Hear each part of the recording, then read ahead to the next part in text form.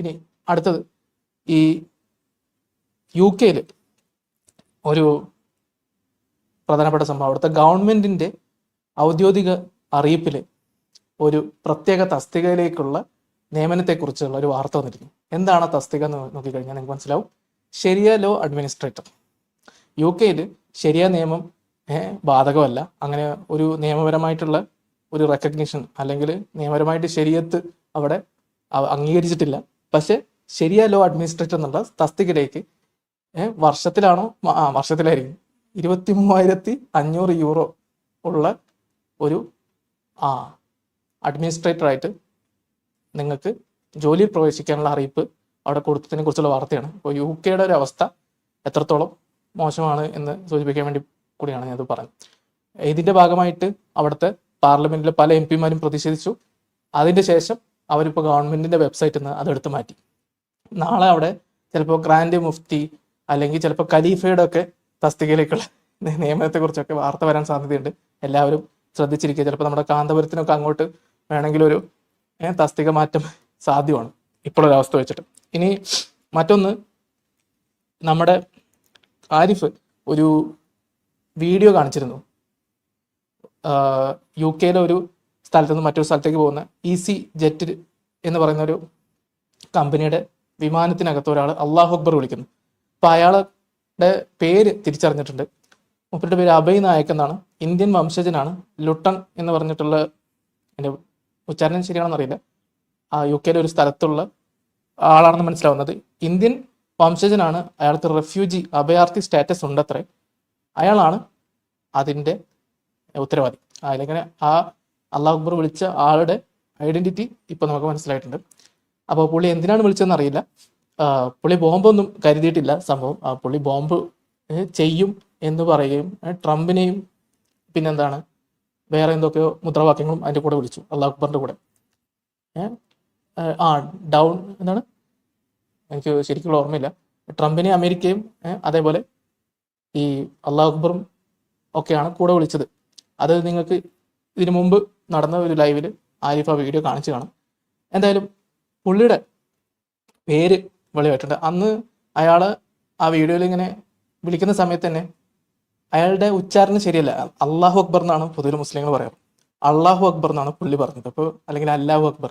അപ്പോൾ ഇപ്പം തന്നെ എനിക്കൊരു സംശയം ഉണ്ടായിരുന്നു, ഇത് എന്താണ്, വേറെ ഏതോ ടൈപ്പാണ്.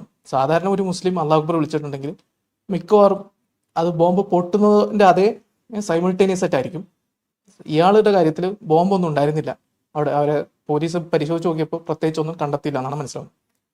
എന്തായാലും അയാളുടെ ഉദ്ദേശം, അയാളുടെ ഒബ്ജക്റ്റീവ് അല്ലെങ്കിൽ ഇങ്ങനെ അള്ളാഹു അക്ബർ വിളിക്കാൻ കാരണം എന്താണെന്നുള്ളത് പത്രവാർത്തകളിലൊന്നും കാണുന്നില്ല. മോട്ടീവ് മനസ്സിലായിട്ടില്ല. എന്തായാലും വൈകാതെ അത് പുറത്തു വരുമായിരിക്കും. പിന്നെ ഇങ്ങനത്തെ കേസുകൾ ചില സമയത്ത് കുറച്ച് കഴിഞ്ഞാൽ ആരും ചർച്ച ചെയ്യാതാവും. എന്തായാലും അതാണ് മറ്റൊരു വാർത്ത.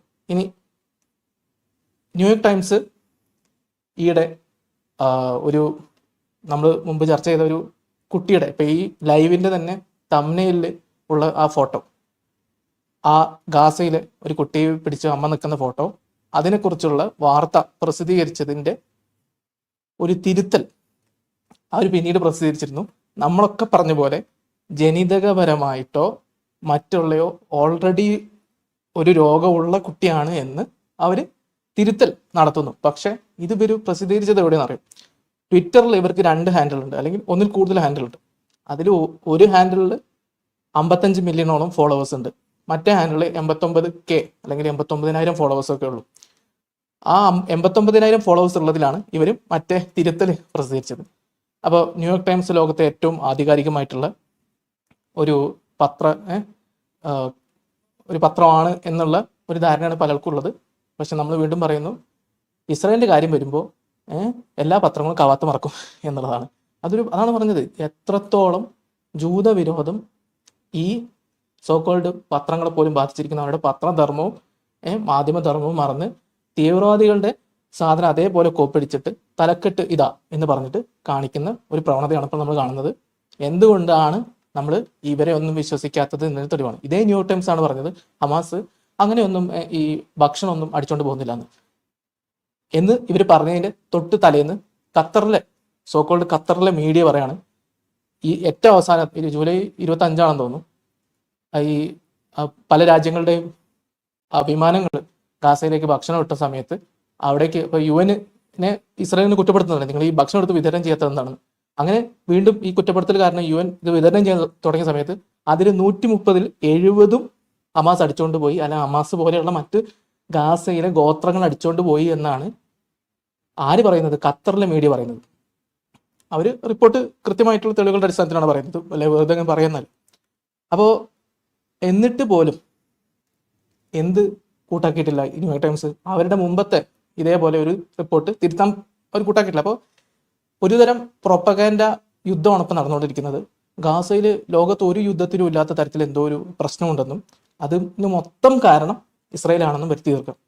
പിന്നെ ഞാൻ മുമ്പ് പറഞ്ഞ പോലെ ഈ പെറ്റുപെരുകിയ ഒരു മതം കയറ്റിവിടാനുണ്ടെങ്കിൽ ഏത് ഡാഷിനും എവിടെയും എത്താം എന്നുള്ളതാണ്.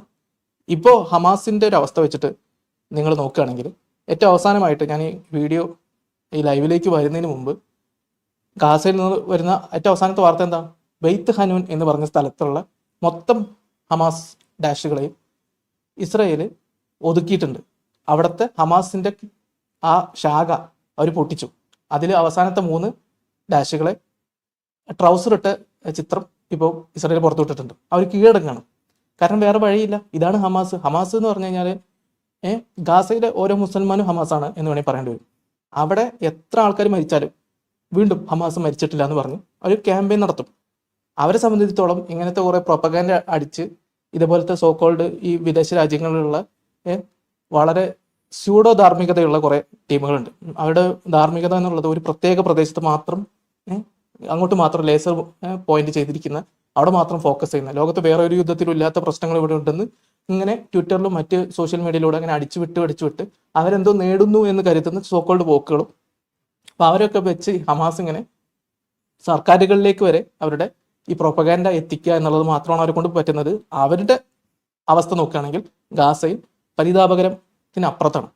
പക്ഷേ ഇസ്രായേലിനെ ജയിക്കാൻ ആരും സമ്മതിക്കില്ല എന്നുള്ളതാണ്. കാരണം ഇസ്രായേൽ ജയിച്ചു എന്ന് പറയുന്നത് ഈ സോക്കോൾഡ് വോക്കുകൾക്കും ഇതുപോലത്തെ ഹമാസോളികൾക്കും പിന്നെ അറിയാലോ കോയാസ് അവർക്ക് തോറ്റാലും ജയിച്ചു എന്ന് പറയാൻ ഒരു എളുപ്പമില്ല. അപ്പോൾ ഇറാൻ്റെ അവസ്ഥ നിങ്ങൾക്കറിയാം. ഇറാൻ എന്തൊക്കെയാണ് ഇപ്പോൾ വീരവാദം പറഞ്ഞുകൊണ്ടിരിക്കുന്നത് ഇസ്രായേലുമായുള്ള യുദ്ധത്തിൽ. അവർ ജയിച്ചതിനെ കുറിച്ചൊക്കെ അവരിങ്ങനെ ഘോരം പ്രസംഗിച്ചുകൊണ്ടിരിക്കുകയാണ്. പക്ഷേ ഗ്രൗണ്ടിൽ കളിച്ച് ജയിച്ചത് ആരാണ് എന്നുള്ളത് നിങ്ങൾ ഇതുപോലെ യഥാർത്ഥമായിട്ടുള്ള വസ്തുതയിലേക്ക് നോക്കിക്കഴിഞ്ഞാൽ കാര്യം മനസ്സിലാവും. ഇസ്രായേൽ വീണ്ടും വീണ്ടും ഹമാസിനെ ഇങ്ങനെ വരിഞ്ഞു മുറുക്കിക്കൊണ്ടിരിക്കുകയാണ്. അവരുടെ ധാർമ്മികത കാരണം, അതായത് ഇസ്രായേലിൻ്റെ സ്വന്തം ആളുകൾ ജൂതന്മാർക്ക് മുസ്ലിങ്ങളെക്കാൾ കൂടുതൽ ഉള്ളൊരു സാധനമാണ് ധാർമ്മികത എന്നുള്ളത്. അതുകൊണ്ട് മാത്രമാണ് ഗാസയിലെ ആളുകൾ ജീവനോടിരിക്കുന്നത്. അതില്ലായിരുന്നെങ്കിൽ അന്താരാഷ്ട്ര നിയമം അനുസരിച്ചും മറ്റും ഒരു ശത്രു രാജ്യത്തിനും ശത്രുവിനും ഭക്ഷണം എത്തിക്കേണ്ട ഒരു ബാധ്യതയില്ല. അതാണ് നിങ്ങൾ മനസ്സിലാക്കേണ്ടത്. ജൂതന്മാരുടെ ഒരു സൈക്കിയാണ് അങ്ങനെ. അവർ ഒരു കാലഘട്ടത്തിൽ ഒരുപാട് പ്രശ്നങ്ങൾക്ക് വിധേയമായതുകൊണ്ട് തന്നെ, ഒരുപാട് കൂട്ടക്കൊലകൾക്ക് വിധേയമായതുകൊണ്ട് തന്നെ അവർ ഇതേപോലെ ആളുകളെ പട്ടിണിക്കിട്ട് കൊല്ലുന്ന ആ ഒരു മനസ്ഥിതിയിലേക്ക് അവർ പോവില്ല എന്നുള്ളൊരു നിശ്ചയദാർഢ്യം അവർക്കിടയിലുണ്ട്. അതുകൊണ്ടാണ് അവർ ഈ ഭക്ഷണമൊക്കെ എത്തിക്കുന്നത്. ഇങ്ങനെ ഒരു നിയമമില്ല. അതായത് നിങ്ങളുടെ ശത്രുവിന് ഭക്ഷണം കൊടുക്കണം എന്ന നിയമം ഒരു അന്താരാഷ്ട്ര നിഘണ്ടുവിലും ഇല്ല. അത് ഇല്ലാത്തൊരു നിയമത്തിന്റെ പേരിലാണ് ഇപ്പോൾ ഇസ്രായേലിനെ കുറിച്ചിരിക്കുന്നത്. ഇത് മാത്രമല്ല, ഇങ്ങനെ ഭക്ഷണം എത്തിക്കുന്നത് ശത്രുവിന് സഹായമാണ്, അല്ലെങ്കിൽ ശത്രുവിന്റെ മിലിറ്ററിക്ക് സഹായമാണെങ്കിൽ അങ്ങനെ എത്തിക്കരുത് എന്ന നിയമം ഉണ്ട് താനും. അപ്പോൾ ഇല്ലാത്ത നിയമങ്ങളുടെ പേരിൽ ഒരു പ്രത്യേക രാജ്യത്തിനോട് ഒരു കൂട്ടം സോക്കോൾഡ് ലിബറലുകൾക്കും ഇതുപോലെ കോയാസിനും വിരോധമുള്ളതുകൊണ്ട് മാത്രം മുന്നോട്ട് പോകുന്ന ഒരു പ്രൊപ്പഗാൻഡയാണ്. അപ്പോൾ എന്തായാലും ഇതുമായി ബന്ധപ്പെട്ട് പത്രങ്ങൾ പോലും അവരുടെ യഥാർത്ഥ ആ ഒരു മാധ്യമം എന്നതിൽ നിന്ന് നമുക്ക് പ്രതീക്ഷിക്കുന്ന 2 വശവും പറയണം. നിങ്ങൾ ഹമാസിന്റെ സോക്കോൾഡ് സാധനം തലക്കെട്ട് കൊടുത്തിട്ട് ഇസ്രായേൽ ഇങ്ങനെയും പറഞ്ഞു എന്ന് താഴെ എഴുതി കഴിഞ്ഞാൽ അതൊരു അൺബയസ്ഡ് റിപ്പോർട്ടിംഗ് അല്ല. അതാണ് മറ്റൊരു വിഷയം. ഇനി ഞാനത് വിശദമായിട്ട് ചില ഭാഗങ്ങളിലേക്ക് പോകാം. ഇതാണ് UK ശരിയത്ത് അഡ്മിനിസ്ട്രേറ്റർ ആയിട്ടുള്ള തസ്തികയിലേക്കുള്ള ആ വിളി. അപ്പോൾ നമ്മുടെ നാട്ടിലുള്ള ഉസ്താദ്മാർക്കൊക്കെ വേണമെങ്കിൽ അപ്ലൈ ചെയ്യാം, ചിലപ്പോൾ കിട്ടുമായിരിക്കും. കാരണം UK അവസ്ഥ വെച്ചിട്ട് അവരേത് വരെയും താഴാൻ സാധ്യതയുണ്ടെന്നാണ് മനസ്സിലാവുന്നത്. ഇങ്ങനെ ഒരു ശരിയത്ത് ലോ ഉള്ള ഒരു ഗവൺമെന്റിന്റെ ശാഖയോ ഒന്നും UK നിയമപരമായി അംഗീകരിച്ചിട്ടില്ല. പക്ഷെ ഏതോ ഒരു ഡാഷ് അതിനകത്ത് കളിച്ചിട്ട് ഇതുപോലുള്ള തസ്തിക നിയമനങ്ങളുടെ അറിയിപ്പൊക്കെ കയറ്റിയിട്ടുണ്ട്. അപ്പോൾ നമ്മുടെ നാട്ടിൽ ശരിയ ലോ അഡ്മിനിസ്ട്രേറ്റർ എന്ന് പറഞ്ഞിട്ട് ഇന്ത്യ ഗവൺമെൻറ്റിൻ്റെ ഒരു തസ്തിക ഇന്ത്യ പുറപ്പെടുവിച്ചു കഴിഞ്ഞാൽ നമ്മുടെ ഭരണഘടനയ്ക്കത് എതിരാണ്. അങ്ങനെ ഒരു നിയമനം പാടില്ല നമ്മുടെ ഇന്ത്യൻ. നമുക്ക് പേഴ്സണൽ ലോ ബോർഡൊക്കെ ഉണ്ട്, അത് വേറെ വിഷയം. പക്ഷെ അങ്ങനെ മതേതരത്വത്തിന് വിധേയമല്ല. അടിസ്ഥാന നമ്മുടെ ഭരണഘടന പറയുന്ന മൂല്യങ്ങൾക്ക് വിരുദ്ധമായിട്ടുള്ള ഇതുപോലത്തെ തസ്തികൾ ഉണ്ടാക്കുക എന്നുള്ളത് നിയമവിരുദ്ധമാണ്. ഇത് എവിടെ നടക്കുന്നത്? സോ കോൾഡ് പാശ്ചാത്യ അഭിപ്രായ സ്വാതന്ത്ര്യം, മതേതരത്വം, അങ്ങനത്തെ സോ കോൾഡ് മൂല്യങ്ങളൊക്കെ ഉണ്ട് എന്ന് അവകാശപ്പെടുന്ന പാശ്ചാത്യ ലോകത്തിന്റെ പ്രതിനിധിയായി യു കെയിലാണെന്ന് ഓർക്കണം. അപ്പോൾ യു കെ എത്രത്തോളം താഴ്ന്നു പോയിട്ടുണ്ടെന്ന് എനിക്ക് മനസ്സിലാവും. ഇനി മറ്റൊന്ന്, ഞാൻ നേരത്തെ പറഞ്ഞ അഭയ് നായക് എന്ന് പറഞ്ഞിട്ടുള്ള ആ വ്യക്തിയുടെയാണ്. ഇദ്ദേഹമാണ് അള്ളാഹു അക്ബർ വിളിച്ചിട്ട് എന്താ death to America, death to Trump, അള്ളാഹു അക്ബർ, I'm going to dash the plane, അതായത് ബോംബ് വെച്ച് ഞാൻ അടിച്ച് തിമിർക്കും എന്നാണ് പറഞ്ഞത്. പക്ഷെ പൊട്ടിയൊന്നുമില്ല. അപ്പോൾ ഇതിനെക്കുറിച്ച് ഒരു കാര്യം കൂടി ഞാൻ പറയാനുള്ളത്, ഇത് അങ്ങനെ നടന്നു. ഇയാൾ എന്തുദ്ദേശത്തിലാണ് പറഞ്ഞതെന്ന് ഇപ്പോഴും മനസ്സിലായിട്ടില്ല. ഇയാൾ കോയയാണോ, വോക്കാണോ, ഹിന്ദു ആണോ, എന്താണെന്നൊന്നും നമുക്കറിയില്ല. ഹിന്ദുവാണോ അല്ലേ? അപ്പോൾ എന്തായാലും ഇതിന്റെ ഭാഗമായിട്ട് ഈ വീഡിയോ വന്ന സമയത്ത് സംഭവിച്ച വളരെ രസകരമായിട്ടുള്ള കാര്യമാണ് കാണിക്കുന്നത്. ഈ വീഡിയോ വന്ന ഉടനെ ഗ്രോക്ക്, എക്സിലെ ഒരു AI ബോട്ടാണ് ഗ്രോക്ക്. ഈ ഗ്രോക്ക് അല്ലെങ്കിൽ ഒരു മോഡലാണ് ഗ്രോക്ക്. അപ്പോൾ ഈ ഗ്രോക്ക് ഈ വീഡിയോ ഫാക്ട് ചെക്ക് ചെയ്യുന്ന രണ്ട് സംഭവങ്ങളാണ്. അതായത് ചില ടെലിമാർക്കറ്റിങ്ങിൻ്റെ ഒക്കെ പരസ്യങ്ങൾ നിങ്ങൾ കണ്ടിട്ടുണ്ടാവും. തടി കുറഞ്ഞതിൻ്റെ ഇത്ര ദിവസങ്ങൾക്ക് മുമ്പ്, ഇത്ര ദിവസങ്ങൾക്ക് ശേഷം, തടിയുള്ള സമയവും തടിയില്ലാത്ത സമയവും. ഇപ്പോൾ ആരിഫ് തന്നെ ഇട്ട ഒരു കമ്മ്യൂണിറ്റി പോസ്റ്റിൽ നിങ്ങൾ കണ്ടിട്ടുണ്ടാവും. അതേ മോഡൽ സാധനം. ആദ്യം ഈ വീഡിയോ പുറത്തു വന്ന ഉടനെ വന്ന ഫാക്ട് ചെക്കാണിത്. അതിനുശേഷം വന്ന ഫാക്ട് ചെക്കാണിത്. അപ്പോൾ ഇത് നിങ്ങൾ വായിച്ചു നോക്കുക. The video in question, which depicts a bomb threat on an EasyJet flight, has raised concerns about its authenticity due to several factors that suggest it might be staged or manipulated. Here are some observations that contribute to this perception. Unnatural reactions and timing എന്നൊക്കെ പറഞ്ഞ് എഴുതിയിരിക്കുകയാണ്. അതായത് ഇത് വളരെ സംശയകരമാണ്. ഇതിന് എന്തോ ഒരു കുഴപ്പമുണ്ട് ഈ വീഡിയോക്ക്. ഇതിൽ ഒരുപാട് കൺഫ്യൂഷൻ ഇതിനകത്തുണ്ട്. എന്നിട്ട് പലതരം കാര്യങ്ങളാണ് പറയുന്നത്. ഇതിൻ്റെ ഓഡിയോ ഇത് വളരെ ഡ്രമാറ്റിക് ആണ്, അല്ലെങ്കിൽ ഭയങ്കര നാടകീയമായിട്ടാണ് ഇതിൻ്റെ ഓഡിയോ നമ്മൾ കേട്ട് കഴിഞ്ഞാൽ നമുക്ക് തോന്നുക. അത് തീർച്ചയായും ഈ വീഡിയോ കണ്ടു കഴിഞ്ഞാൽ നമുക്ക് തോന്നും. അപ്പോൾ അടുത്തതായിട്ട് കൊടുത്തിട്ടുള്ളത് lack of immediate security response in real in-flight emergencies involving. അതായത് ഒരു ബോംബ് പ്ലെയിനിൽ ഉണ്ടെന്ന് അറിഞ്ഞു കഴിഞ്ഞാൽ പെട്ടെന്ന് തന്നെ ആളുകൾ പ്രതികരിക്കും. പക്ഷെ ഇതിലത് കാണുന്നില്ല എന്നൊക്കെയാണ് ഇവിടെ പറഞ്ഞത്. ഇതിന് ശേഷം വന്നിട്ടുള്ള ഗ്രോക്കിൻ്റെ ഫാക്ട് ചെക്കാണ് ഇനി നിങ്ങൾ കാണിക്കുന്നത്. ഇവിടെ പറയുന്നത്, no concern over explicit bomb threats shouting അല്ലാഹു അക്ബർ and death to America on a flight is in racist or Islamophobic. It's a basic safety instinct. The man was arrested after an emergency landing in Glasgow today. Facts matter over labels. അപ്പോൾ AI തന്നെ ഈ വീഡിയോകളൊക്കെ fact check ചെയ്യുന്നതിനുള്ള ഒരു പ്രശ്നമാണിത്. ആ video വന്ന ഉടനെ ഇത് ഒരു നാടകീയ രംഗമാണ് ഇത്, അല്ലെങ്കിൽ ഇത് വിശ്വസനീയമല്ല എന്നൊക്കെ പറഞ്ഞ് ആ സംഭവത്തെ വിവരിച്ച ഗ്രോക്ക് അത് മാറ്റി പറയേണ്ടി വന്നു എന്നുള്ളതാണ്.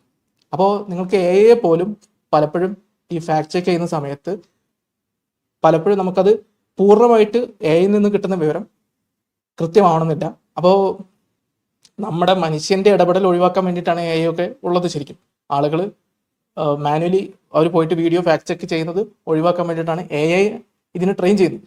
അപ്പോൾ AI വരുന്ന ബയസിനെ കുറിച്ചാണ് ഞാനിവിടെ സൂചിപ്പിച്ചത്. എന്ന് മാത്രമല്ല, ഇവിടെ പറഞ്ഞ കാര്യം നിങ്ങൾ നോക്കിയേ, ഈ കുറേ ആളുകൾ ചോദിച്ചു ഇത് ഇസ്ലാമോഫോബിക് അല്ലേ ഈ വീഡിയോ എന്ന്. അതിനുള്ള ഉത്തരമായിട്ടാണ് ഇതിനകത്ത് പറയുന്നത്. അപ്പോൾ അവർ പറയുന്നു നിങ്ങളുടെ സുരക്ഷ ആണ് പ്രധാനം. ഇത് ഒരു ബോംബിനെ കുറിച്ചുള്ള ഭീഷണി വന്നു കഴിഞ്ഞാൽ അത് അതിനെക്കുറിച്ച് സംസാരിക്കുന്നതോ അതിനെക്കുറിച്ച് പറയുന്നതോ അത് നമ്മൾ വംശീയമോ ഇസ്ലാമോഫോബിയോ ഒന്നുമല്ല. അത് വളരെ സുരക്ഷയുമായി ബന്ധപ്പെട്ടിട്ടുള്ള വളരെ അടിസ്ഥാനപരമായ വിഷയമാണെന്നാണ് ഗ്രോക്ക് പറയുന്നത്. അപ്പോൾ AI ഫാക്ട് ചെക്ക് ചെയ്യുമ്പോൾ നിങ്ങളും സൂക്ഷിക്കുക. കാരണം എപ്പോഴും ഇത് കൃത്യമാവണമെന്നില്ല. കാരണം AI അടിസ്ഥാനപരമായിട്ട് മനുഷ്യർ പടച്ചുണ്ടാക്കുന്ന വാർത്തകൾക്ക് അടിസ്ഥാനപരമായിട്ടാണ് അവർ, അല്ലെങ്കിൽ AI മോഡലുകൾ പ്രതികരിക്കുന്നത്. അവർക്ക് പുതിയ വാർത്തകളോ അല്ലെങ്കിൽ പുതിയ ഇൻഫർമേഷനോ വേറെ പുറത്തുനിന്ന് കിട്ടുന്നില്ല. പിന്നെ ആ മോഡലിൻ്റെ അടിസ്ഥാനമായിട്ടുള്ള കുറേ യുക്തിയൊക്കെ അതിനകത്ത് പ്രയോഗിക്കുന്നത് മാത്രം. ഇനി നേരത്തെ നമ്മൾ കാണിച്ച ആ അല്ലെങ്കിൽ ഈ തംബ്നെയിൽ, നമ്മുടെ ഈ വീഡിയോയുടെ തംബ്നെയിൽ ഉണ്ടായിരുന്ന ആ ഒരു കുട്ടിയുടെ ചിത്രം, അമ്മയുടെയും കുട്ടിയുടെ ചിത്രം, ന്യൂയോർക്ക് ടൈംസിന്റെ കവർ ചിത്രമായിട്ട് വന്നിട്ടുള്ളതാണ്. അതിനകത്ത് കാണിച്ചിട്ടുള്ള തിരുത്താണ് ഇവിടെ കാണുന്നത്. We have appended an editor's note to a story about Muhammad Zakaria al Mutawaq, അതാണ് കുട്ടിയുടെ പേര്. A child in Gaza who was diagnosed with severe malnutrition after publication. ശ്രദ്ധിക്കുക, ഇവരത് പബ്ലിഷ് ചെയ്തതിന് ശേഷം ആണ് ഇവർ ഫാക്ട് ചെക്ക് ചെയ്യുന്നത്. ഒന്ന് ആലോചിച്ച് നോക്കിയേ, ഇതാണോ പത്രങ്ങൾ ഇങ്ങനെയാണോ വർക്ക് ചെയ്യേണ്ടത്? ആദ്യം അത് ശ്രദ്ധിച്ച് ആ വാർത്തയുടെ അടിസ്ഥാനപരമായിട്ടുള്ള കാര്യങ്ങളൊക്കെ വിലയിരുത്തിയതിന് ശേഷമാണ് വാർത്ത കൊടുക്കേണ്ടത്. ഇവർ പറയുന്നത് ഇത് ചെക്ക് ചെയ്യുന്നത് ഈ വാർത്ത പബ്ലിഷ് ചെയ്തതിന് ശേഷമാണെന്ന്. ഇവിടെ തന്നെ നിങ്ങൾക്ക് മനസ്സിലാക്കാം, ലോകത്തെ ഏറ്റവും മികച്ച പത്രം എന്ന് പറയുന്നതിന്റെ അവസ്ഥയാണിത്. ദ ടൈംസ് ലേൺഡ്, ന്യൂയോർക്ക് ടൈംസിനെ കുറിച്ച് തന്നെയാണ് അവരെന്ന് പറയുന്നത്, that he also had pre existing health problems, മുമ്പുണ്ടായിരുന്ന ഒരു രോഗാവസ്ഥ ആ കുട്ടിക്ക് ഉണ്ടായിരുന്നു എന്ന് ഞങ്ങൾ മനസ്സിലാക്കി എന്ന്. ഇത് മനസ്സിലാക്കിയിട്ട് വേണ്ട ഈ പത്രങ്ങളിൽ ഈ വാർത്ത കൊടുക്കാൻ. എന്താണ് ആ വാർത്തയെ കൊണ്ട് ഉദ്ദേശിച്ചത്? ഗാസയിൽ പട്ടിണി ഉണ്ടെന്ന് സ്ഥിരീകരിക്കുന്നു. ഗാസയിലെ പട്ടിണി ഉണ്ടെന്ന് സ്ഥിരീകരിക്കാൻ രോഗമുള്ള ഒരു കുട്ടിയുടെ ചിത്രമാണോ കാണിക്കേണ്ടത്? അത് നേരെ വിപരീതമായിട്ടുള്ള അർത്ഥമല്ലേ സൂചിപ്പിക്കുന്നത്. കാരണം ഗാസയിൽ പട്ടിണി ഉണ്ടെങ്കിൽ ആരോഗ്യമുള്ള വ്യക്തിക്കും രോഗമില്ലാത്ത വ്യക്തിക്കും അത് ഉണ്ടാവണം. അമ്മയ്ക്ക് ഒരു കുഴപ്പമില്ല, കുട്ടിക്ക് മാത്രം കുഴപ്പമുണ്ട്. ആ ചിത്രം കണ്ടാൽ തന്നെ നിങ്ങൾക്ക് മനസ്സിലാവും. പക്ഷെ ആ ബേസിക് യുക്തി ഉപയോഗിക്കാൻ സോക്കോൾഡ് വോക്കുകൾക്കോ കോയക്കോ പറ്റില്ല. കാരണം അവരുടെ ഉദ്ദേശം വേറെയാണ്. ഇസ്രായേൽ എങ്ങനെയും കുറ്റപ്പെടുത്തണം എന്ന ഒരേ ഒരു നിശ്ചയദാർഢ്യം മാത്രമാണ് അതിനകത്ത് അവരുടെ മോട്ടിവേഷൻ. അപ്പോൾ അതിന് ഈ പത്രങ്ങളും സഹായിക്കുന്നു എന്ന് കാണിക്കാൻ വേണ്ടിയിട്ടാണ് ഞാൻ കാണിച്ചത്. ഇനി ഈ എഡിറ്റേഴ്സ് നോട്ട് ഇവർ ഈ തിരുത്ത് വരുത്തുന്നത് പോലും നിങ്ങൾ ശ്രദ്ധിക്കുക. ട്വിറ്ററിൽ ഇവർക്ക് ഏറ്റവും കൂടുതൽ സബ്സ്ക്രൈബേഴ്സ് അല്ലെങ്കിൽ ഇവരുടെ നമ്മുടെ ട്വിറ്ററിലാകുമ്പോൾ ഫോളോവേഴ്സ് ഉള്ള ആ ഹാൻഡിലിൽ നിന്നല്ല അവർ തിരുത്ത് വരുത്തുന്നത്. അതായത് ഇപ്പൊ എനിക്ക് 2 അക്കൗണ്ട് ഉണ്ടെന്ന് വിചാരിക്കാം. ഞാൻ ഒരു അക്കൗണ്ടിൽ ഇപ്പൊ യൂട്യൂബിൽ തന്നെ രണ്ട് ചാനൽ ഉണ്ടെന്ന് വിചാരിക്കാം. അതിൽ ഒരു ചാനലിൽ ഞാനൊരു വാർത്തയെക്കുറിച്ച് തെറ്റായ വിവരം കൊടുക്കുന്നു, എന്നിട്ട് തിരുത്തുണ്ടെന്ന് പറഞ്ഞിട്ട് എനിക്ക് കുറച്ച് സബ്സ്ക്രൈബേഴ്സ് മാത്രമുള്ള ചാനലിൽ കൂടെ തിരുത്തി എന്ന് പറഞ്ഞ് ഞാൻ കാണിക്കുന്നു. ഇതിന്റെ ഉദ്ദേശം എന്തായിരിക്കും എന്ന് നിങ്ങൾ ചിന്തിച്ചു നോക്കുക. വളരെ കൃത്യമായിട്ട് ഈ കാണികളെയും ഈ വാർത്ത കൺസ്യൂം ചെയ്യുന്ന ഉപഭോക്താക്കളെയും പറ്റിക്കുക എന്ന ഉദ്ദേശം. ഇതാണ് നിങ്ങൾ മനസ്സിലാക്കേണ്ടത്. പത്രങ്ങളിലടക്കം ഇതുപോലത്തെ സോക്കോൾഡ് വോക്കുകളായ ആളുകളുണ്ട്. ബയസ് ഇല്ലാത്ത റിപ്പോർട്ടിംഗ് അല്ലെങ്കിൽ ബയസ് ഇല്ലാതെ മാധ്യമ പ്രവർത്തനം നടത്തുക എന്നുള്ളത് ഇന്നത്തെ കാലത്ത് വളരെ കുറച്ച് മാത്രം നമ്മൾ കാണുന്ന കാര്യമാണ്. ഇതുപോലെ ഓരോ വാർത്തയും നമ്മൾ വ്യക്തി എന്ന നിലയിൽ പോയി ചെക്ക് ചെയ്താൽ മാത്രമേ എന്താണ് സത്യാവസ്ഥ എന്ന് മനസ്സിലാവൂ. പ്രത്യേകിച്ച് മുസ്ലിങ്ങളും ഈ വോക്കുകളും ഒക്കെ ഉൾപ്പെട്ട വിഷയങ്ങൾ പ്രത്യേകിച്ച്. അപ്പൊ അവർ കൊടുത്തിരിക്കുന്ന ഹാൻഡില്, തിരുത്തു കൊടുത്തിരിക്കുന്ന ഹാൻഡിൽ അവരുടെ ഏറ്റവും കൂടുതൽ ഫോളോവേഴ്സ് ഉള്ള ഹാൻഡിൽ അല്ല, അവരുടെ ഏറ്റവും കുറവ് ഫോളോവേഴ്സ് ഉള്ള മറ്റൊരു ന്യൂയോർക്ക് NY ടൈംസ് PR എന്ന് പറഞ്ഞിട്ടുള്ള ഹാൻഡിലാണ്. അപ്പൊ ഇവിടെയാണ് അവരുടെ തിരുത്ത് വന്നിട്ടുള്ളത്. അതിന്റെ വിശദാംശങ്ങൾ നിങ്ങൾക്ക് പോയി ട്വിറ്ററിൽ പോയിട്ട് വായിക്കാം. അപ്പോൾ അടുത്തത് അള്ളാഹു എന്ന പേര്, ഇത് പലപ്പോഴും സോക്കോൾഡ് എക്സ് മുസ്ലിങ്ങൾക്കിടയിലും ക്രിസ്ത്യാനികൾക്കിടയിലും ഒക്കെ ഭയങ്കര ചർച്ചയുള്ള കാര്യമാണ്. അള്ളാഹു എവിടെ നിന്നുണ്ടായി എന്നുള്ളത്, അള്ളാഹു എന്നുള്ള പേര് എങ്ങനെ വന്നു, അള്ളാഹു എന്ന ദൈവം ആരായിരുന്നു എന്നുള്ളത്.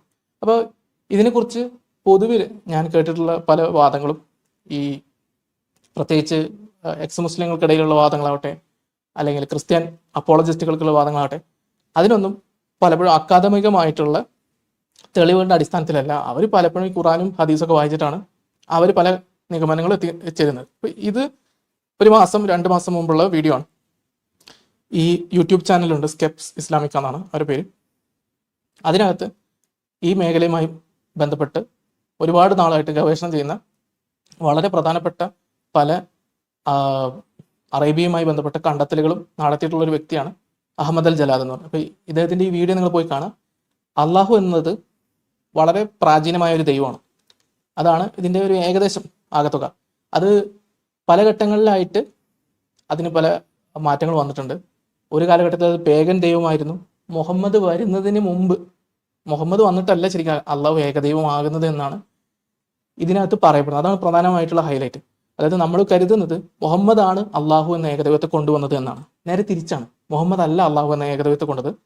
അള്ളാഹു എന്ന ദൈവം ഏകദൈവമായി മാറുന്നത് മുഹമ്മദിനും 2 നൂറ്റാണ്ട് മുന്നിൽ അല്ലെങ്കിൽ 1 നൂറ്റാണ്ട് മുമ്പിലാണ്. 4-ാമത്തെ നൂറ്റാണ്ട് AD 4 അല്ലെങ്കിൽ C 4 എന്ന് പറഞ്ഞ നൂറ്റാണ്ടിലാണെന്നാണ് ഇതിനകത്ത് പറഞ്ഞു വെക്കുന്നത്. എന്ന് മാത്രമല്ല, നമ്മൾ അള്ളാഹുവിനെ കുറിച്ച് ഖുർആനിലൊക്കെ കാണുന്ന ചില പരാമർശങ്ങളുണ്ട്. ഒന്ന്, ഞാൻ ഓരോ വിഷയങ്ങളായിട്ട് ചെറുതായിട്ട് പറഞ്ഞു പോവാണ്. ഒന്ന്, അള്ളാഹുവിന് 3 മക്കളുണ്ടെന്ന് അറേബ്യയിലെ പേഗൻ വിശ്വാസികൾ വിശ്വസിച്ചിരുന്നുവെന്ന്. ഈ ലാത്ത ഉസ്സ മനാത്ത, അങ്ങനെ ഒരു സംഭവം ചരിത്രത്തിലില്ല എന്നുള്ളതാണ് ഇയാൾ പറയുന്നത്. ലാത്തയുടെയും ഒക്കെ അച്ഛൻ അള്ളാഹു അല്ല. ഈ പഴയ പാറകളിലും മറ്റും എഴുത്തുകുത്തുകളൊക്കെ നമ്മൾ പരിശോധിച്ച് കഴിഞ്ഞാൽ അങ്ങനെയല്ല പേഗൻ അറബികൾ വിശ്വസിച്ചതെന്നാണ് ഇദ്ദേഹം പറയുന്നത്. എന്ന് മാത്രമല്ല, നമ്മുടെ ഈ ബൈബിളിലെ പല കഥകളും നമ്മൾ കരുതുന്നതിന് മുമ്പ് തന്നെ അറേബ്യയിൽ ഒരുപാട് പ്രചാരത്തിലുള്ള കഥകളായിരുന്നു എന്ന്. അതിലൊരു കാര്യം ഇയാൾ പറയുന്നത്, നമ്മുടെ ബൈബിൾ കഥയിലെ പ്രധാനപ്പെട്ട 3 കഥാപാത്രങ്ങൾ, ഹാഗർ അല്ലെങ്കിൽ ഹാജറ, ഇസ്മയിൽ, ഈ 2 ആളുകളെ പറ്റി നമ്മൾ കരുതുന്നത് മുഹമ്മദിന് ശേഷമാണ് ഈ ബൈബിളിലെ സാധനമൊക്കെ ഈ ഖുറാനിലെ ഹദീസിലേക്ക് എത്തുന്നത്, അല്ലെങ്കിൽ മുഹമ്മദിന് ശേഷമാണ് ആ സാധനമൊക്കെ കോപ്പി അടിച്ച് മുഹമ്മദ് എത്തിക്കുന്നതെന്നാണ്. എന്നാൽ അതിനു മുമ്പ് തന്നെ ഈ പേരുകൾ, അതായത് ഇസ്മായിൽ എന്ന പേരും ഹാജറ എന്ന പേരൊക്കെ വളരെ പ്രചാരത്തിലുണ്ടായിരുന്നു ആ പ്രദേശത്ത്. ഞാനിത് പല വിഷയങ്ങൾ പറയുന്നതുകൊണ്ടുള്ള ബുദ്ധിമുട്ടുണ്ടാവും. എന്തായാലും ഈ വീഡിയോയിൽ ഹൈലൈറ്റ് ചെയ്ത ചില കാര്യങ്ങൾ പറഞ്ഞു പോകുന്നു മാത്രം. ഒപ്പം ഇബ്രാഹിം എന്ന പേര് ഇല്ല. ഇബ്രാഹിം എന്ന പേര് എവിടുന്നും കണ്ടെത്തിയിട്ടില്ല. പക്ഷെ ഇബ്രാഹിമിന്റെ കുടുംബക്കാർ അല്ലെങ്കിൽ മക്കളും ഭാര്യയും ഒക്കെ ഈ പേരുകൾ വരുന്നുണ്ട്. അപ്പോൾ ഇദ്ദേഹം അതിന് കാരണമായിട്ട് പറയുന്നത്, ഈ അറേബ്യൻ പ്രദേശത്ത് ഇപ്പൊ നമുക്കറിയാം, അറേബ്യൻ പ്രദേശത്തിന്റെ ഒരു വക്കിൽ ജൂതന്മാരും ക്രിസ്ത്യാനികളും ഉണ്ടായി, മറുവശത്ത് പേർഷ്യക്കാരുണ്ടായിരുന്നു, ഇപ്പുറത്ത് അറേബ്യയിൽ പലതരം ഗോത്രങ്ങളുണ്ടായിരുന്നു, അവർക്ക് പലതരം മതങ്ങളുണ്ടായിരുന്നു.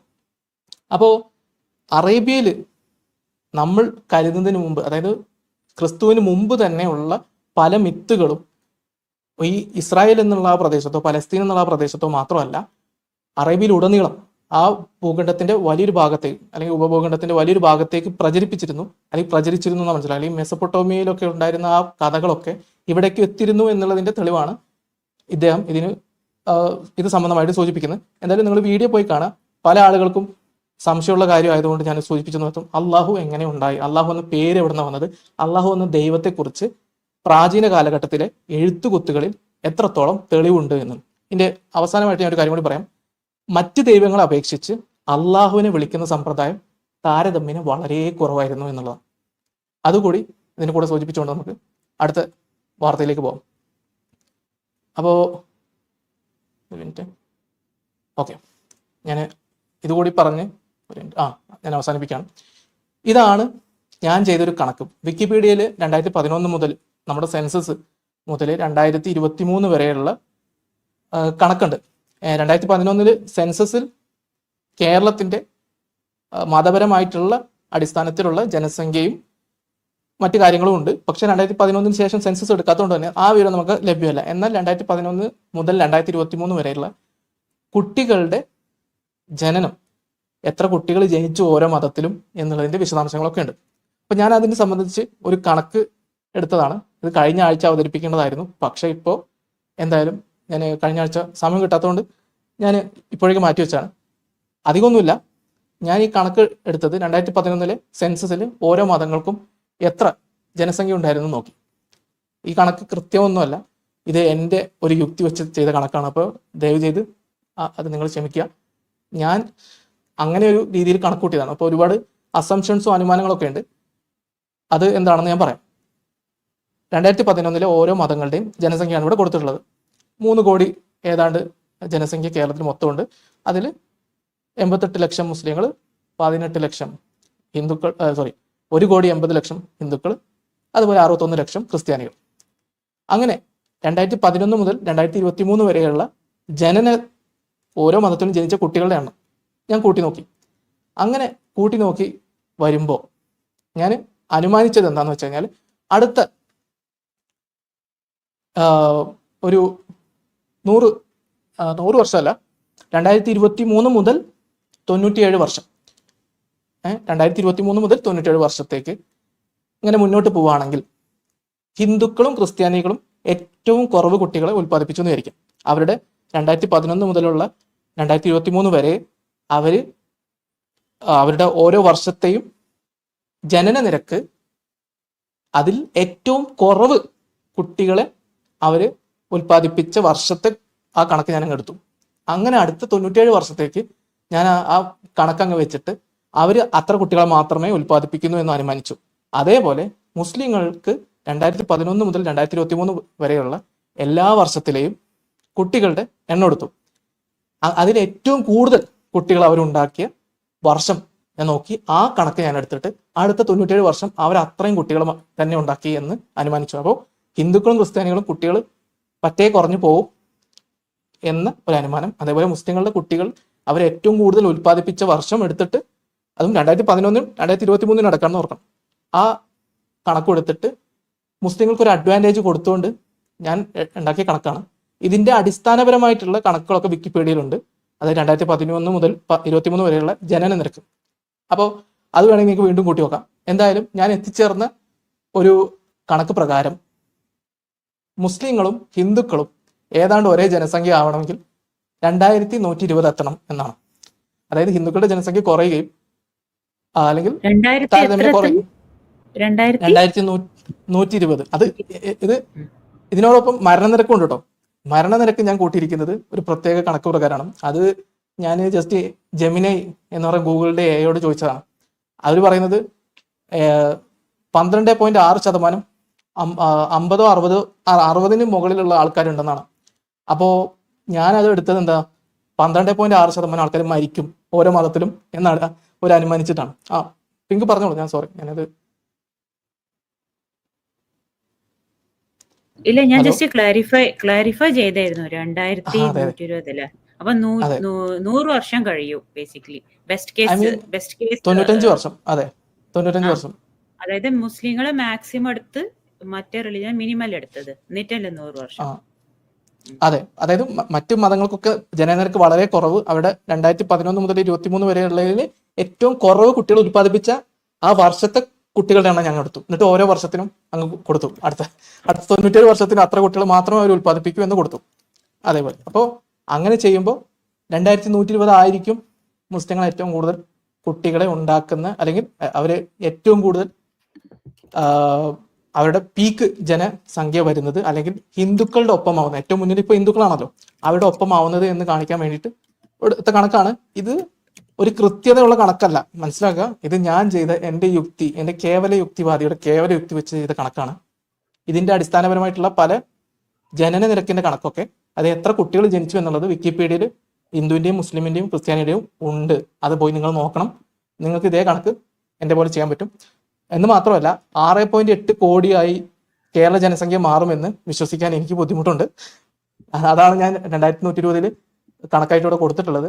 3 മതങ്ങളുടെയും കൂടി നമുക്ക് അത് കൂട്ടിക്കഴിഞ്ഞാൽ. അപ്പോൾ കണക്കിൽ ചെറിയ പ്രശ്നങ്ങളൊക്കെ ഉണ്ട്, എന്നാലും എൻ്റെ കണക്കിന്റെ യുക്തി പ്രകാരം ഓക്കെയാണ്, എൻ്റെ അനുമാനങ്ങളുടെ പ്രകാരം. എന്തായാലും ഇത്രയും വിഷയങ്ങളാണ് എനിക്ക് പറയേണ്ടായിരുന്നത്. അപ്പോൾ കേട്ട് നിന്നവർക്ക് നന്ദി. അടുത്ത ആളിലേക്ക് പോകാം. അതിന്റെ ഇടയ്ക്ക് പോക്കിരി മറ്റേത് കവർ ചെയ്തിരുന്നു, ഞാൻ കേട്ടില്ല. മറ്റേ അവരെ ഓഫീസ് ന്യൂയോർക്ക് ടൈംസിന്റെ അത് ഗ്രാഫിറ്റി അടിച്ചത് അത് പറഞ്ഞിരുന്നു. ഇല്ല, ഞാൻ കവർ ചെയ്തിട്ടില്ല. പറയണ്ടേ, പറഞ്ഞോളൂ. ഇല്ലില്ല, ഒന്നുമില്ല. ആ സെയിം അവര് കണ്ടിന്യൂസ് ആയിട്ട് അവരെ സപ്പോർട്ടാണ് ചെയ്തുകൊണ്ടിരുന്നത് അല്ലെ പാലസ്തീനെ. പക്ഷെ ഒരൊറ്റൊരു തിരുത്ത്, അതും ചെറിയ ചാനലിൽ വരുത്തിയപ്പോഴത്തേക്കും തീർന്നു. കാക്കമാര് പോയിട്ട് അവരെ ഹെഡ് ക്വാർട്ടേഴ്സ് ഗ്രാഫിറ്റി അടിച്ച് കൊളാക്കിയിട്ടുണ്ട്. സോ അപ്പം അവര് മീൻസ് ഡെമോക്രസിക്കും ഫ്രീ സ്പീച്ചിനും ഒന്നും ഒരു വിലയും കൽപ്പിക്കാത്ത ആൾക്കാർക്ക് വേണ്ടിയിട്ടാണ് ഇത്തരത്തിലുള്ള വോക്ക് മീഡിയ വർക്ക് ചെയ്യുന്നതെന്ന് എപ്പോഴെങ്കിലും എന്നെങ്കിലും അവരറിയും. അവരെ സപ്പോർട്ട് ചെയ്യുന്ന ആൾക്കാർ ആദ്യം തുരത്തുന്നത് അവർക്കൊരു അധികാരമോ പവറോ കിട്ടുകയാണെങ്കിൽ ഇത്തരത്തിലുള്ള മീഡിയാസിനെ തന്നെയായിരിക്കും ഫസ്റ്റ് അവര് ഗ്യാഗ് ഓർഡേഴ്സ് കൊടുക്കുന്നത്. അത് അവരെന്തെങ്കിലും അറിയും. അത്രേ ഉള്ളൂ. കേൾക്കാനുണ്ടോ? കേൾക്കാം, പറഞ്ഞു. ഓക്കെ. ഈ ഒരു കോണ്ടെക്സ്റ്റിൽ തന്നെ ഞാനൊരു ചെറിയ സാധനം ഇവിടെ ഞാനൊന്ന് ഷെയർ ചെയ്യുന്നുണ്ട്. കാണുന്നുണ്ട്.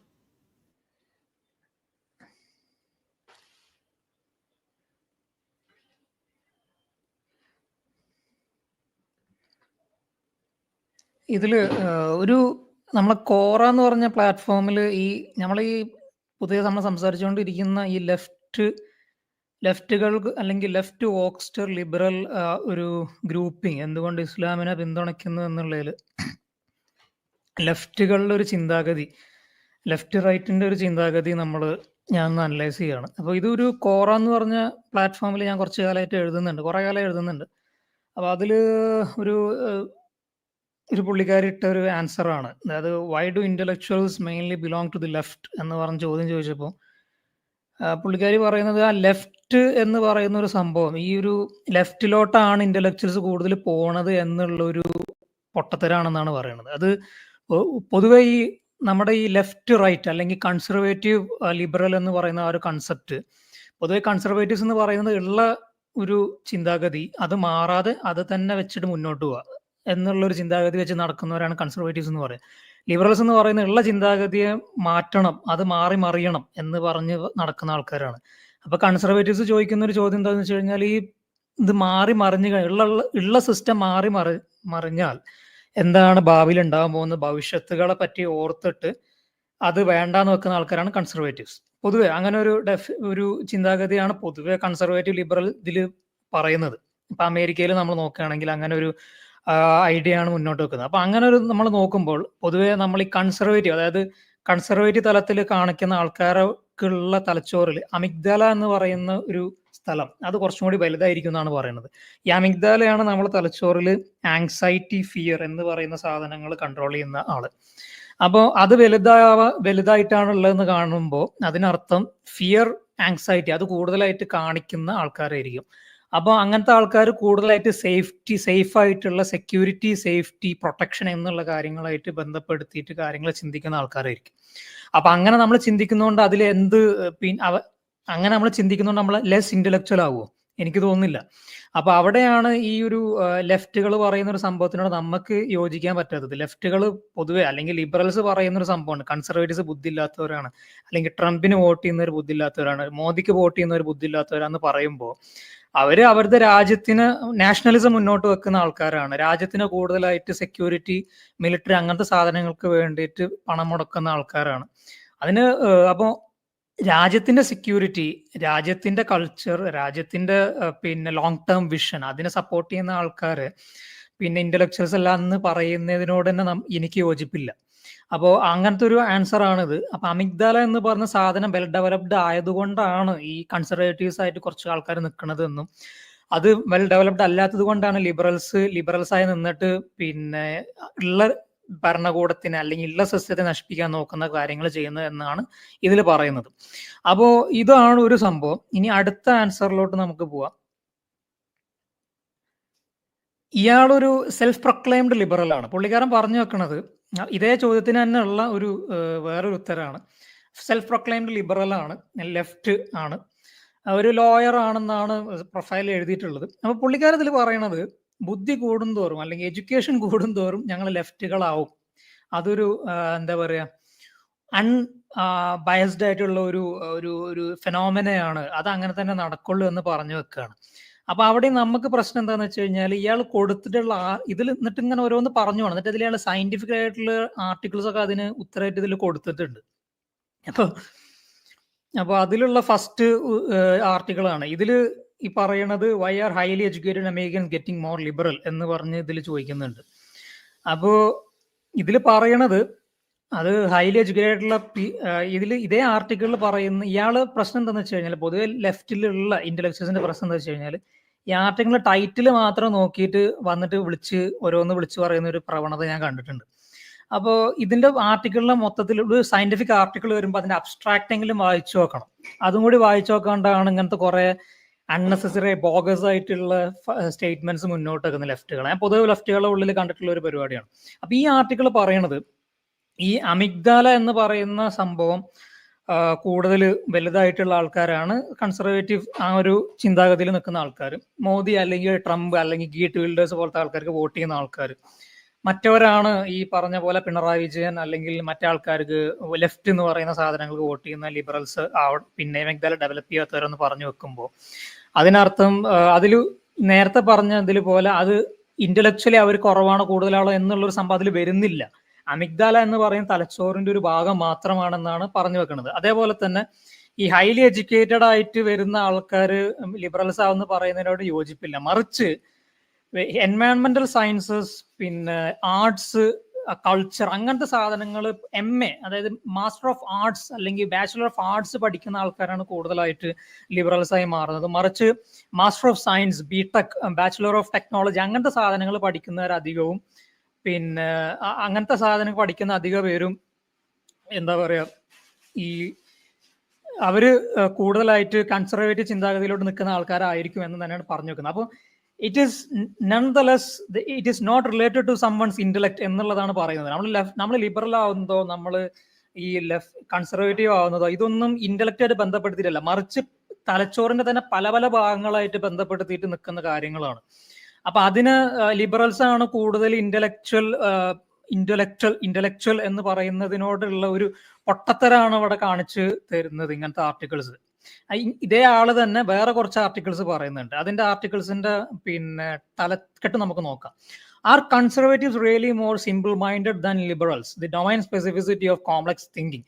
ഈ ഒരു ടൈറ്റിൽ വെച്ചിട്ടാണ് ആള് പറയുന്നത് നമ്മൾ എന്താ പറയുക, ലിബറൽസ് എന്ന് പറയുന്നത് കോംപ്ലക്സ് മൈൻഡഡ് ആണ്, കൺസർവേറ്റീവ്സ് എന്ന് പറയുന്നത് സിമ്പിൾ മൈൻഡഡ് ആണ്, പിന്നെ സിമ്പിൾ മൈൻഡഡ് ആണെന്ന് പറയുന്നത്. അതായത് സിമ്പിൾട്ടൺസ് എന്ന് പറയും ഇംഗ്ലീഷിൽ. നോർത്ത് അമേരിക്കൻ ഇംഗ്ലീഷിൽ ഒരു എന്താ പറയുക, ഒരു സ്ലാങ് ആണത്.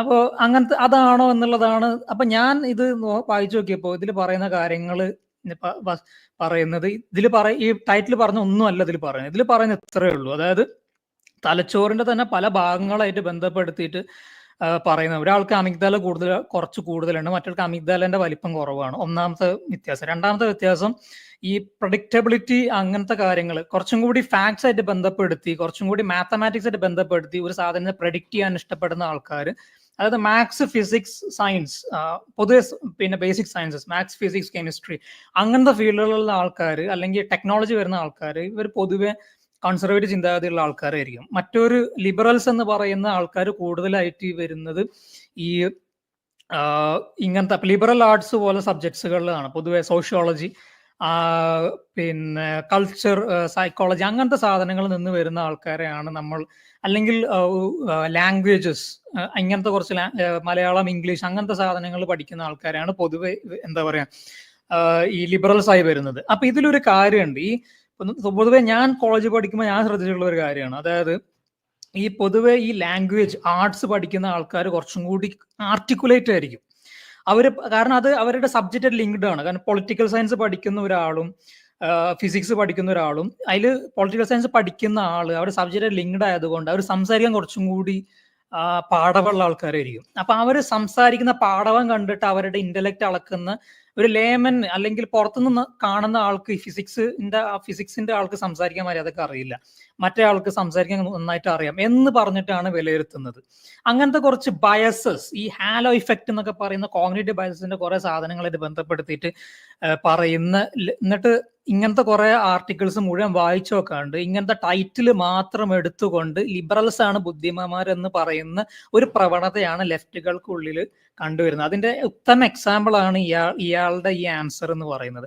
ഇനി അടുത്ത ആർട്ടിക്കിൾ ഇയാൾ തന്നെ പറഞ്ഞ ആർട്ടിക്കിളാണ്. ഇതിലും ഞാൻ ഇത്രയും നേരം പറഞ്ഞ അതേ കാര്യങ്ങളാണ് ഈ ആർട്ടിക്കിളിലും പറയുന്നത്, സയന്റിഫിക് ആർട്ടിക്കിളിൽ.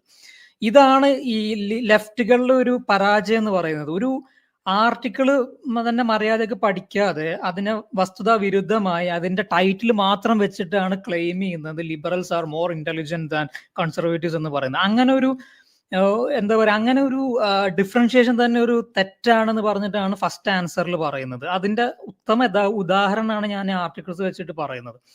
അപ്പോൾ നമ്മളെ സംബന്ധിച്ചിടത്തോളം ഈ ലെഫ്റ്റ് റൈറ്റ് എന്ന് പറഞ്ഞ റൂൾസ് ആണ്. പക്ഷെ ഈ for the sake of convenience അതിന് വേണ്ടിയിട്ടാണ് ലെഫ്റ്റ് റൈറ്റ് എന്ന് പറഞ്ഞ സംഭവം ഞാനിവിടെ എടുത്തിട്ട് പറഞ്ഞത്. ഓക്കെ, അപ്പോ ഇനി ഇപ്പൊ ഇത്രയും കാര്യങ്ങൾ. അപ്പൊ ഇതിൽ തന്നെ വേറെ കുറച്ച് കാര്യങ്ങൾ, രസകരമായുള്ള കാര്യങ്ങളുണ്ട്. ഈ ഇപ്പൊ അടുത്ത് വന്ന ഒരു സ്റ്റഡിയാണ്. അതായത് ഈ ലെഫ്റ്റ് ലീനിങ് ആയിട്ടുള്ള ആൾക്കാരുടെ ഇടയിൽ, അല്ലെങ്കിൽ സ്വയം ലെഫ്റ്റിസ്റ്റുകൾ കമ്മ്യൂണിസ്റ്റുകൾ എന്ന് വിളിക്കുന്ന ആൾക്കാരുടെ ഇടയിൽ, അതായത് ഒരു രാജ്യത്ത് വന്നിട്ട് ആ രാജ്യത്തിന്റെ ആന്റി എസ്റ്റാബ്ലിഷ്മെന്റ് എന്ന് പറയുന്ന ഒരു ഗ്രൂപ്പ് ഓഫ് ആൾക്കാരെ ആണല്ലോ പൊതുവെ നമ്മൾ ലെഫ്റ്റ് എന്ന് വിളിക്കുക. അപ്പൊ അങ്ങനത്തെ ഒരു ആൾക്കാർക്ക് പൊതുവെ കണ്ടുവരുന്ന ഒരു പ്രവണതയാണ് പോലും antagonistic narcissism and psychopathic tendencies predict left wing anti hierarchical aggression study finds എന്ന് പറഞ്ഞ് പറയണം. അതായത് ഇതേപോലത്തെ ഈ ലെഫ്റ്റ് എന്ന് പറയുന്ന ഞാനാണ് ഇന്റലക്ട് എന്ന് പറഞ്ഞ് നടക്കുന്ന ലെഫ്റ്റുകൾ, അല്ലെങ്കിൽ നമ്മുടെ കേരളത്തിലുള്ള കമ്മ്യൂണിസ്റ്റുകാർ, ഇന്ത്യയിലുള്ള കമ്മ്യൂണിസ്റ്റുകാർ, ഇന്ത്യയിലുള്ള ലെഫ്റ്റുകൾ, അല്ലെങ്കിൽ ഇന്റർനാഷണൽ ലെഫ്റ്റ് ലീനിങ് ആയിട്ട് സ്വയം ഇന്റലക്ട്സ് എന്ന് പറഞ്ഞു നടക്കുന്ന ഗ്രൂപ്പുകളുടെ ഉള്ളിൽ കണ്ടുവരുന്ന പ്രവണത, അത് പൊതുവേ ഉള്ള എസ്റ്റാബ്ലിഷ്മെന്റ് അത് നല്ലതോ ചീത്തയോ എന്ന് മനസ്സിലാക്കാതെ അതിനെ തകിടം മറിക്കണം. ആ തകിടം മറിഞ്ഞ് അത് സ്വയം താല്പര്യത്തിൽ നിന്ന് ഉണ്ടായി വരുന്ന തകിടം മറിച്ചുകൾ. അതായത് പൊതുവെ ഇവിടെ ഈ ബോക്സ്റ്റേഴ്സ് എന്ന് പറഞ്ഞിട്ട് ഈ ഇസ്ലാമിന് വേണ്ടിയിട്ട് മറ്റ് LGBT വേണ്ടി പുറത്തുനിന്ന് ഇറങ്ങി നടക്കുന്ന ആൾക്കാരിൽ ഇവരിൽ പലരും ഒരു ലാർജർ ഗുഡിന് വേണ്ടി ഒന്നും അല്ല നടക്കുന്നത്. പകരം അവർക്ക് ആന്റഗോണിസ്റ്റിക് നാർസിസും സൈക്കോപാത്തിക് ടെൻഡൻസീസ്, സ്വയം വളർന്നു വരാനും സോഷ്യോപാത്തിക് ടെൻഡൻസീസ് ഉള്ള ആൾക്കാരാണ് ഇവരിൽ അധിക പേരും എന്ന് പറഞ്ഞിട്ടാണ് ഈ സ്റ്റഡി പറയുന്നത്. അപ്പോൾ ഈ സ്വയം രക്ഷകർ ചമയുന്ന പലരും, ഗ്രറ്റ തൺബർഗിനെ പോലെയുള്ള, അല്ലെങ്കിൽ നമ്മുടെ ന്യൂയോർക്കിൽ ഇപ്പോഴത്തെ മേയർ കാൻഡിഡേറ്റ് ആയിട്ട് വന്നിട്ടുള്ള സൊഹറാൻ മമദാനിനെ പോലെയുള്ള പെർഫോമേറ്റീവ് വോക്സ്റ്റേഴ്സ് പലരും നാർസിസ്റ്റിക് സൈക്കോപാത്തിക് ടെൻഡൻസീസ് ഉള്ള ആൾക്കാരാണ് എന്നാണ് ഈ സ്റ്റഡി പറയുന്നത്. അവർക്ക് സ്വയം they want to be the centre of attraction. അതാണ് അവരുടെ ഒരു രീതി. അവർ അറ്റൻഷൻ സീക്കിംഗ് സോഷ്യോപാത്സ് ആണ്. അവർക്ക് ഒരു സാധനത്തിന് സെന്റർ ഓഫ് മാസ് ആവണം, ഒരു എന്താ പറയാ അവരായിരിക്കണം ഒരു സെന്റർ സ്റ്റേജിൽ നിൽക്കുന്ന ആൾക്കാർ. അവരുടെ ചുറ്റും ആവണം ലോകം ചുറ്റേണ്ടത് എന്നുള്ള രീതിയിലുള്ള നാർസിസ്റ്റിക് ടെൻഡൻസീസ് കാണിക്കുന്ന ആൾക്കാരാണ് ഇങ്ങനത്തെ പെർഫോമേറ്റീവ് വോക്സ്റ്റേഴ്സ്. ഇപ്പൊ പൊതുവെ നമ്മൾ ഈ ലെഫ്റ്റ് ലിബറൽ വോക്സ്റ്റേഴ്സ് എന്ന് പറയുന്ന ഒരു ഗ്രൂപ്പിൽ വരുന്നത് എന്നാണ് ഈ ആർട്ടിക്കിൾ പറയുന്നത്. ഇനി ഇതേ കോണ്ടെക്സ്റ്റിൽ തന്നെ ഇതേ ആൾക്കാരിൽ കണ്ടുവരുന്ന ഗ്രേ മാറ്റർ അബ്നോർമാലിറ്റി, ഇതേ ആൾക്കാർക്ക് ഈ നാർസിസ്റ്റിക് പേഴ്സണാലിറ്റി ഡിസോർഡർ ഉള്ള ആൾക്കാരുടെ ഇടയിൽ ഗ്രേ മാറ്റർ എന്ന് പറയുന്നത് നമ്മുടെ തലച്ചോറിലുള്ള ഒരു ഭാഗമാണ്, ഒരു തലച്ചോറ് തലച്ചോറിന്റെ ഭാഗമായിട്ട് വരുന്ന സംഭവമാണ് ഗ്രേ മാറ്റർ എന്ന് പറയുന്നത്. അതിൽ അബ്നോർമാലിറ്റീസ് ഉണ്ട് എന്ന് പറഞ്ഞിട്ട് ജേർണൽ ഓഫ് സൈക്കാട്രിക് റിസർച്ചിൽ പബ്ലിഷ് ചെയ്ത പേപ്പറാണത്.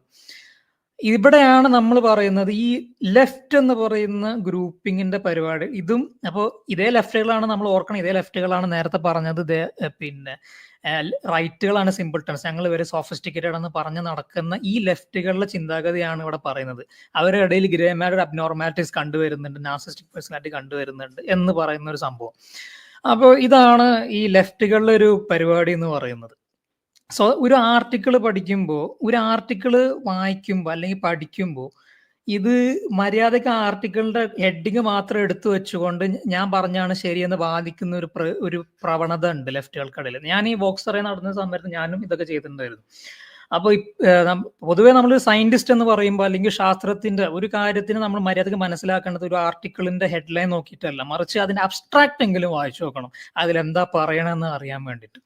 അപ്പൊ ഇങ്ങനത്തെ കുറെ ടെൻഡൻസീസ് ഉണ്ട്. ഇനി നമ്മളെ പോക്കിരി നേരത്തെ പറഞ്ഞതുപോലെ നമ്മളെ ന്യൂസ് മീഡിയകളുടെ ഒരു പരിപാടി, പോക്കിരി നേരത്തെ പറഞ്ഞിട്ടുണ്ടായിരുന്നു ഈ പൊതുവെ ലെഫ്റ്റ് ലീനിങ് ആണ് മീഡിയ എന്ന് നമ്മൾ ചർച്ച ചെയ്തിട്ടുണ്ടായിരുന്നു. ഇതിൽ ഗ്രൗണ്ട് ന്യൂസ് എന്ന് പറയുന്ന ഒരു ഗ്രൂപ്പ് ഉണ്ട്, ഗ്രൗണ്ട് ന്യൂസ് എന്ന് പറയുന്ന ഇവരുടെ ആർട്ടിക്കിൾസ് എന്താ പറയാ, ഇവരുടെ പ്രത്യേകത എന്ന് വെച്ചാൽ, ഈ ചാനലിന്റെ പ്രത്യേകത എന്താന്ന് വെച്ച് കഴിഞ്ഞാൽ ഇവര് എല്ലാ ലോകത്തിലെ തന്നെ ലെഫ്റ്റ് ലീനിങ്ങും റൈറ്റ് ലീനിങ്ങും സെൻട്രൽ ലീനിങ്ങും ആയിട്ടുള്ള ന്യൂസ് ചാനൽസ് വെച്ചിട്ട് ഇന്ന ന്യൂസ് അധികം റിപ്പോർട്ട് ചെയ്തത് ലെഫ്റ്റ് ആണ്, ഇന്ന ന്യൂസ് അധികം റിപ്പോർട്ട് ചെയ്തത് റൈറ്റ് ലീനിങ് ആയിട്ടുള്ള ന്യൂസുകളാണ് എന്ന് പറഞ്ഞു വെക്കുന്ന ഒരു ചാനലാണ് ഗ്രൗണ്ട് ന്യൂസ്. നമ്മൾ ഗൂഗിളിൽ പോയിട്ട് വെറുതെ ചുമ്മാ ഗ്രൗണ്ട് ന്യൂസ് അടിച്ചു കൊടുത്താൽ മതി, കിട്ടും. ഈ ഒരു ചാനൽ എല്ലാവരും ഒന്ന് പരീക്ഷിച്ച് നന്നായിരിക്കും, പത്രങ്ങൾ വായിക്കാനും ന്യൂസ് കേൾക്കാനും ആഗ്രഹിക്കുന്നവർ. ഇനി നമ്മളെ ഇന്ത്യയിലെ തന്നെ ഒരു അവസ്ഥ എന്താണെന്ന് വെച്ച് കഴിഞ്ഞാൽ, ഹിന്ദു എന്ന് പറയുന്ന ന്യൂസ് പേപ്പറും ഇന്ത്യൻ എക്സ്പ്രസും ഇന്ത്യയിൽ തന്നെ സിവിൽ സർവീസിന് വേണ്ടിയിട്ട് നല്ലതാണ് എന്ന് പറഞ്ഞ് നമ്മളെ സിവിൽ സർവീസ് അക്കാഡമീസ് തന്നെ മുന്നോട്ട് വെക്കുന്ന പേപ്പേഴ്സാണ് ഹിന്ദു, ഇന്ത്യൻ എക്സ്പ്രസും. എനിക്ക് ഈ ഇന്ത്യൻ എക്സ്പ്രസും ഹിന്ദുവിനോടുള്ള പ്രശ്നം എന്താണെന്ന് വെച്ച് കഴിഞ്ഞാൽ, ഇവര് സ്വയം പ്രഖ്യാപിതമായിട്ടുള്ള ലെഫ്റ്റ് ലീനിങ് ആയിട്ടുള്ള ചാനൽസ് ആണ്, സ്വയം ഇന്റലക്ട്സ് എന്ന് പറയുന്ന ആൾക്കാരാണ്. അതുകൊണ്ടാണ് പോലും അവർ ലെഫ്റ്റ് ആയത്.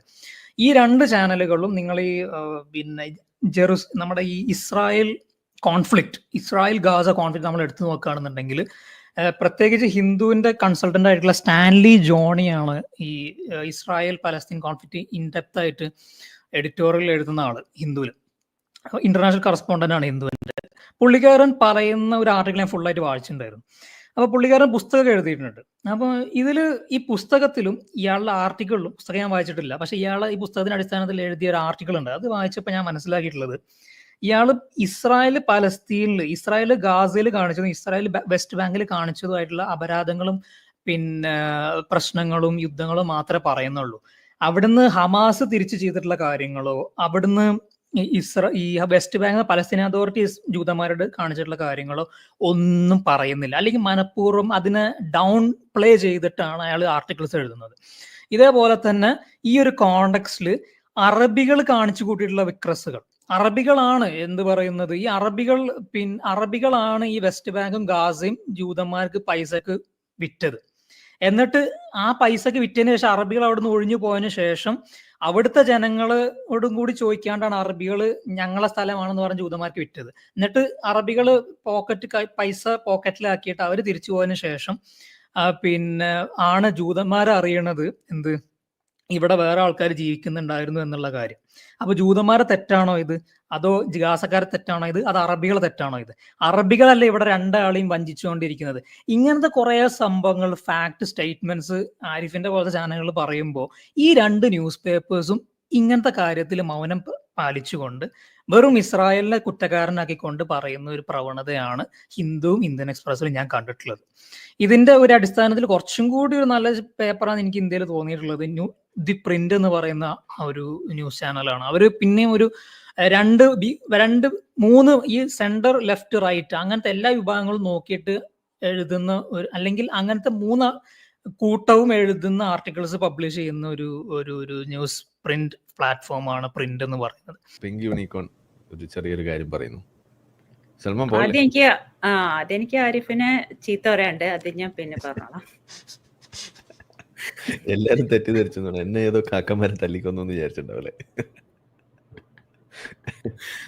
ചെറിയ കാര്യമല്ല, കുറച്ച് വലിയ കാര്യം തന്നെ. ഇന്ന് നമ്മളെ ഹലോ ഫ്രീ തിങ്കറിന്റെ 50ാമത്തെ എപ്പിസോഡാണ്. അപ്പം കൺഗ്രാറ്റുലേഷൻസ്. നിങ്ങളൊക്കെ കുറെ കാലമായിട്ട് ഇവിടെ ഉണ്ട്, ഞാനിപ്പം ജോയിൻ ചെയ്തേ ഉള്ളൂ. അപ്പൊ ഞാൻ ആക്ച്വലി അത് ഹായ് പറയാനും ഒരു അഭിവാദ്യം പറയാനും ഒരു ലാൽസലാം പറഞ്ഞിട്ട് പോവാന്ന് വെച്ച് വന്നാണ്. പക്ഷെ മുതലാളി വന്നില്ലല്ലോ, അതുകൊണ്ട് നമ്മളിവിടെ പോസ്റ്റ് ആയതാണ്.